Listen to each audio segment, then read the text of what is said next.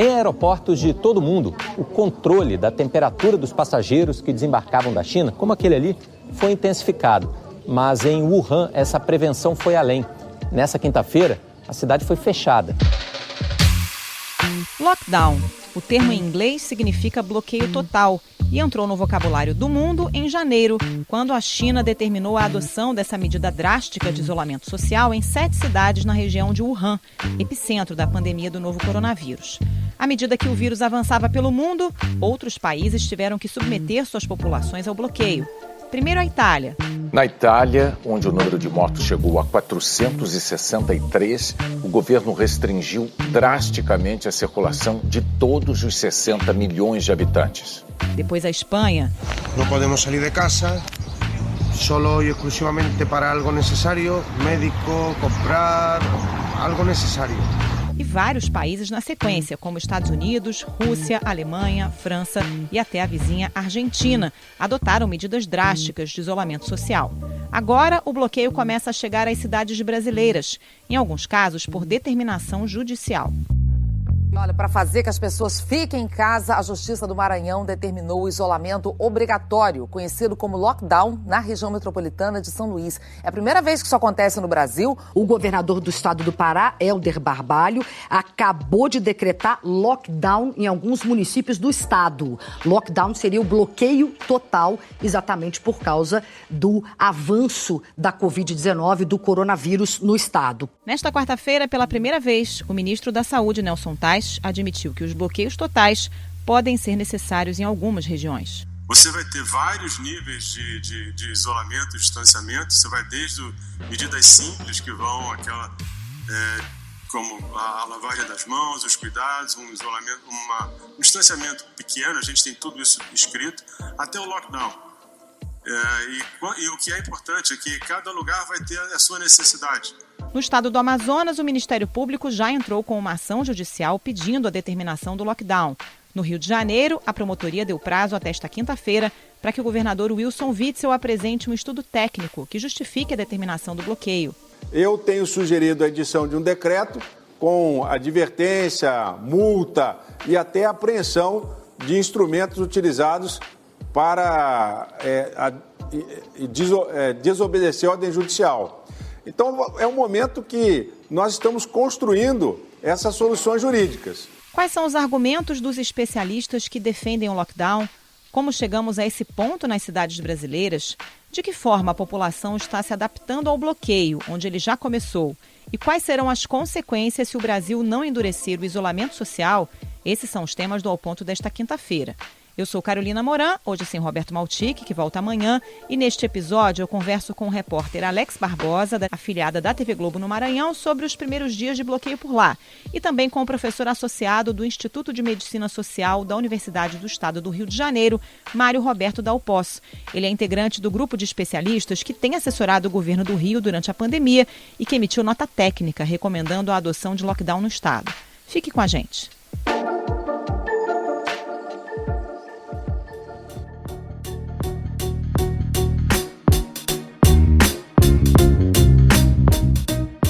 Alex Barbosa, o lockdown aí no Maranhão começou na terça-feira. Como é que está a adesão? Está funcionando na prática ou não? Olha, eu diria que está funcionando, se me permite usar o termo mais ou menos, né? Porque a gente teve uma boa adesão no primeiro dia, uma considerada boa adesão pelas autoridades, com redução de 60% da quantidade de veículos nas ruas com relação ao dia anterior, né? Mas hoje, nesse segundo dia de lockdown, a gente já percebe uma movimentação maior de carros, tem mais gente nas ruas também, e a gente percebe duas realidades aqui em São Luís, né? Na região central a gente vê que tem muito mais fiscalização e, consequentemente, menos gente, menos carros circulando. E nas periferias, menos fiscalização e mais gente nas ruas. É impressionante a quantidade de gente nas ruas ainda nas regiões periféricas de São Luís e região metropolitana. É muita gente aglomerada, nas feiras livres, inclusive, comércio que não deveria estar aberto, funcionando, apesar de estarmos no período de lockdown. Eu fui até um bairro da periferia, por exemplo, enfrentei trânsito, congestionamento, vi ambulâncias com dificuldade para passar por esses congestionamentos. E tem punição para quem não respeita o lockdown? Como é que funciona aí? Olha, a determinação judicial prevê punição sim, inclusive multa e até prisão, né? De acordo com a legislação ambiental até. Mas o que se vê na prática é que isso não está sendo aplicado. O governador Flávio Dino, do PCdoB, disse até que não teria sentido prender pessoas porque as pessoas estão circulando nas ruas. Nós temos essa orientação ao sistema policial de cumprir a lei e a decisão do Poder Judiciário. Então, evidentemente, o primeiro caminho é o caminho do diálogo, do convencimento. Se necessário for, eventualmente, coisa que eu não acredito, é que haja uma resistência e que a pessoa não cumpra o comando da fiscalização e não se convença, não há dúvida que, neste caso, a lei será cumprida. Então, o que está sendo feito? A Polícia Militar tem orientado as pessoas, ordenado que elas voltem para casa quando não apresentam uma justificativa plausível. Isso sempre eu estou falando das áreas que normalmente são mais movimentadas, tá? Onde tem mais fiscalização. Região, por exemplo, as regiões turísticas, a Avenida Litorânea, que é uma avenida beira-mar que dá acesso às praias, Centro Histórico, região da Ponte do São Francisco, que divide a Cidade Velha da Cidade Nova. Então, nessas regiões, a orientação tem sido essa, orientação por enquanto. Existe uma promessa de se começar uma punição.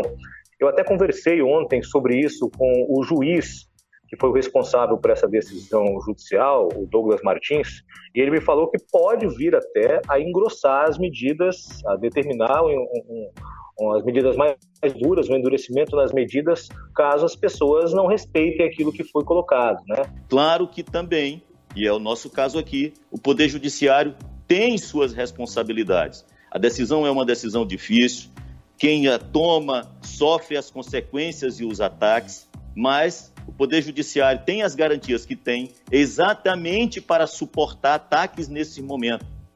E não estou aqui, e eu peço de novo a essas pessoas, compreendo a crítica de cada um de vocês, que atacam a decisão dizendo que vai causar problemas para a economia, mas eu estou protegendo inclusive a vida de vocês. Mas por enquanto é um trabalho de orientação, não houve casos ainda de punição das pessoas que estão nas ruas. Diferentemente do que a gente viu acontecer na Europa, né? Na Itália, por exemplo, as medidas eram muito mais duras. É assustador, um levantamento da Fiocruz revelou que o Maranhão segue o ritmo de mortes, é o único estado do Brasil, aliás, que segue o ritmo de mortes dos Estados Unidos, né? Nós temos hoje aqui quase 300 mortes. Em padrões nacionais, os números podem ser até menores do que em outras capitais, mas para os padrões de São Luís e região metropolitana, a gente está falando de 1,5 milhão de habitantes, né? Então, essa medida é uma medida extrema, o lockdown, justamente para evitar que se chegue ao caos total aqui na ilha de São Luís. Alex, e como é que o Maranhão chegou nesse ponto, né, de precisar de uma medida de lockdown? As pessoas realmente não estavam respeitando as orientações para o distanciamento social, para ficar em casa? A gente sempre acha, as pessoas que moram aqui sempre acham que as coisas demoram mais a chegar para cá. Você vê quando se compra alguma coisa pela internet, o frete é mais caro, é tudo mais caro, porque a gente costuma dizer que é fim de rota.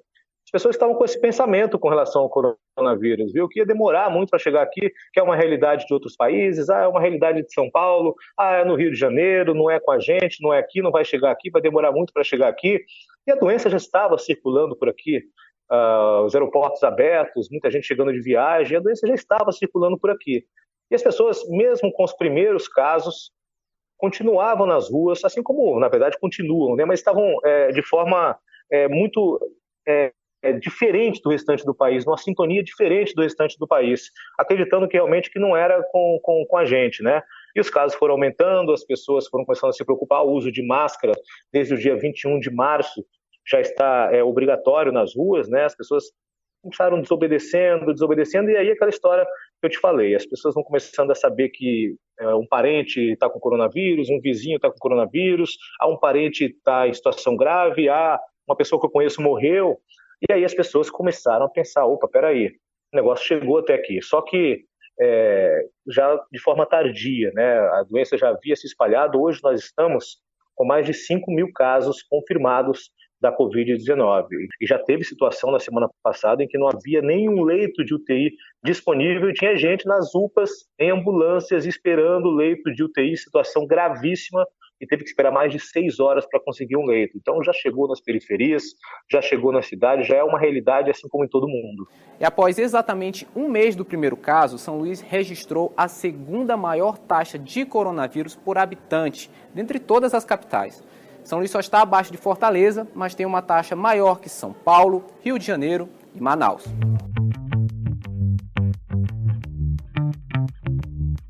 Tem alguma previsão de relaxamento dessas medidas de lockdown, Alex? Tem algum estudo de como é que os dados têm que evoluir para ver um relaxamento ou por enquanto nem se fala nisso?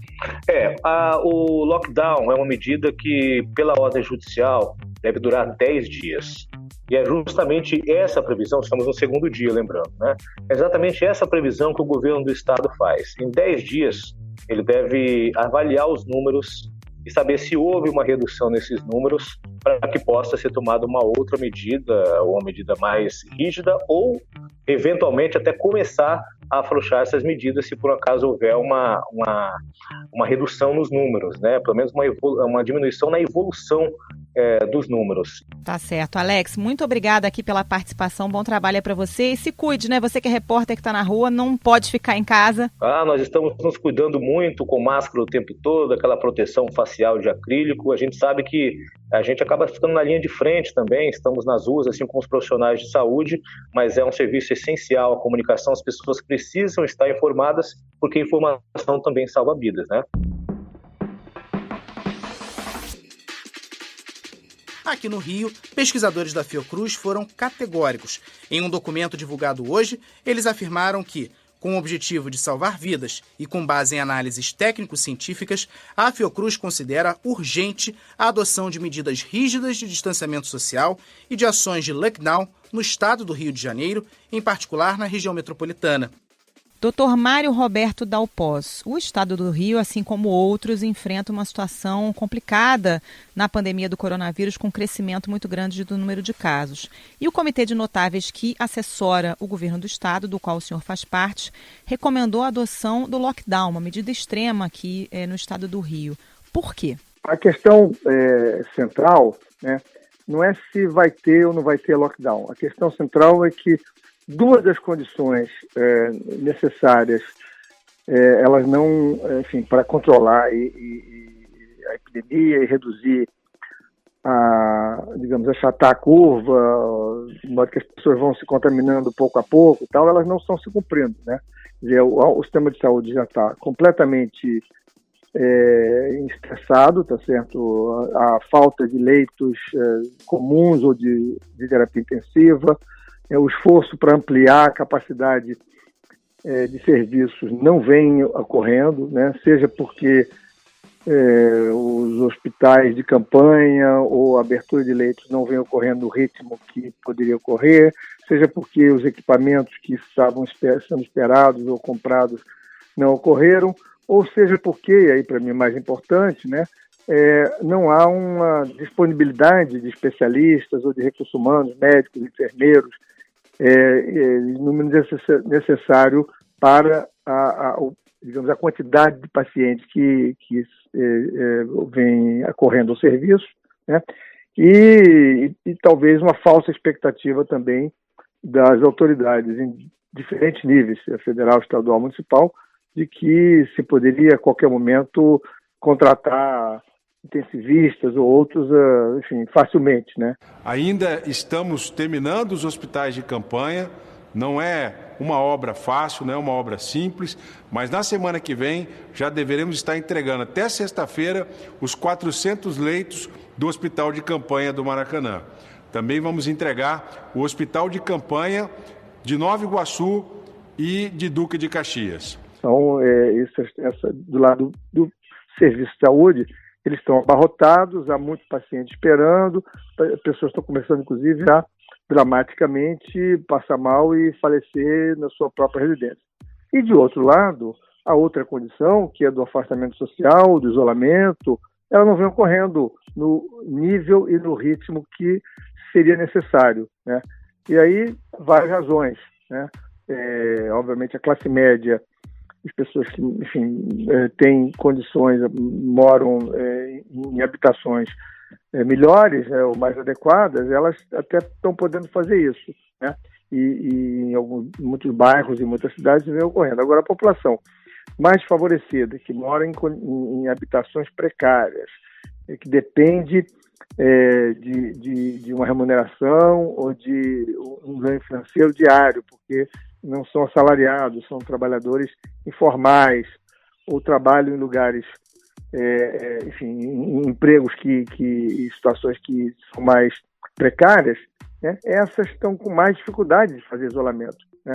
E o apoio que se esperava para que isso pudesse ocorrer, né, ela não vem ocorrendo ou vem ocorrendo de forma tumultuada. Por exemplo, o auxílio emergencial levou as pessoas para filas, as pessoas estão se contaminando. Bom, diante disso, né, nós estamos quase que, digamos, no pior dos mundos. Nem temos isolamento social e nem temos serviços de saúde disponíveis. O que fazer? Então essa aqui é a discussão que está posta no momento. Não é se é lockdown ou não lockdown, né, ou um fechamento radical. Até porque, mesmo nesses fechamentos, os serviços essenciais terão que funcionar. Mas algumas medidas mais duras têm que ser tomadas. Pois é, quando a gente fala de lockdown, requer também fiscalização, né, doutor? Porque, na verdade, já há um decreto, por exemplo, estadual, não só no Rio, em outros locais, determinando que as pessoas fiquem em casa, que o comércio não abra, e na prática o que a gente percebe é que as pessoas acabam burlando, né? Então, quando falamos de lockdown, o que isso representaria? Seria realmente só poder sair de casa quem desempenha uma atividade essencial? Eu acho que aí, enfim, você trouxe dois assuntos, né? O fato por que as pessoas não estão cumprindo decretos e ficando isoladas, né? Então, um aspecto é esse, quer dizer, da comunicação, da informação. A gente tem muita informação contraditória de diferentes níveis de autoridades. Então, esse aspecto da informação, da comunicação, da confiabilidade da informação, ela está muito precária. As pessoas muitas vezes se informam através de redes sociais com, fake news ou com informações erradas. Então isso desnorteia muito o conjunto da população, né? O que é que te motivou a fazer esse vídeo falando, olha, isolamento dá resultado? Foi a quantidade de desinformação que eu tenho visto sendo espalhada na internet. A gente tem que tomar uma decisão considerando que sim, a quarentena surte um efeito. E de outro lado, às vezes as pessoas não têm alternativa, né? Porque, como eu disse antes, elas precisam buscar recursos, comida, etc. Então, a ação social, a ação de apoio às populações que estão com mais dificuldade de cumprir o isolamento, ela não vem ocorrendo a contento. Por mais que se possa ter medidas de fiscalização, de repressão mesmo, né, elas são necessariamente menos importantes. E se elas forem concentradas só nisso, a população evidentemente vai encontrar mecanismos de burlar. Então é preciso que a população esteja engajada nisso. Então é muito difícil que um simples decreto, ele por mágica, vá ser cumprido. Estamos indo aos calçadões e alertando ao comércio. Olha, ontem tivemos aqui, vocês fecharam. Nós saímos, vocês abriram. Nós vimos na Câmara. Se fizer isso hoje de novo, pode ter um shutdown. O que é o shutdown? É manter a guarda lá. E não há uma diretriz clara por parte do governo federal e do Ministério da Saúde, né? O que a gente tem visto é cada estado, cada município adotando políticas ali individualmente, a justiça atuando em alguns casos, determinando o fechamento, mas não há uma diretriz, um padrão nacional a seguir, né? Isso infelizmente, a situação lamentável que a gente vive, em que você tem um presidente da República que se insurge contra normas e técnicas e recomendações que são universais, né, que todos os países estão adotando. E incentiva, ou mesmo atua no sentido que as pessoas violem essas normas. Obviamente temos no momento uma crise, uma pequena crise, né? No meu entender, é muito mais fantasia a questão do coronavírus, que não é isso tudo que a grande mídia propaga pelo mundo todo. Então, obviamente, a comunicação, as pessoas ficam confusas. Você tem mensagens contraditórias. O governo do Estado e a Prefeitura adotaram medidas nesse sentido, no caso do Rio de Janeiro, né, outros estados também, mas há uma confusão de liderança, né? E a troca do ministro da Saúde também foi negativa desse ponto de vista. né? O ministro que entrou não tem sido claro em relação a isso. Ele tem dito que a política do Ministério não mudou, mas ele mesmo nem afirma que a medida não farmacêutica, não farmacológica mais importante nesse momento é o isolamento social. É muito complicado. A mensagem tem que ser única, articulada, com credibilidade. Isso não vem ocorrendo.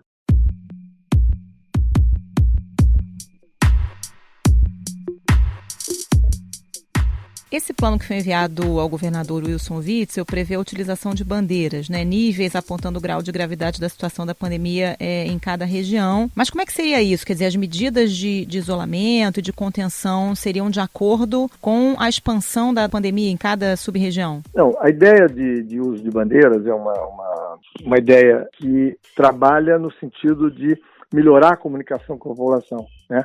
Então, cada um dos níveis, ele contém um conjunto de indicadores que ajuda a tomar decisão, né, de entrar ou não, de ser mais duro ou não a medida de controle, mas também ajuda a acompanhar o que vai ocorrendo, né, e ajuda a sair, porque senão entra-se numa situação de fechamento mais amplo, de circulação, de comércio, e serviços, né, com algumas exceções de serviços essenciais, e se a gente não tiver condições de monitoramento, de acompanhar esse conjunto de indicadores, nós não vamos saber como sair disso e que jeito sair, né?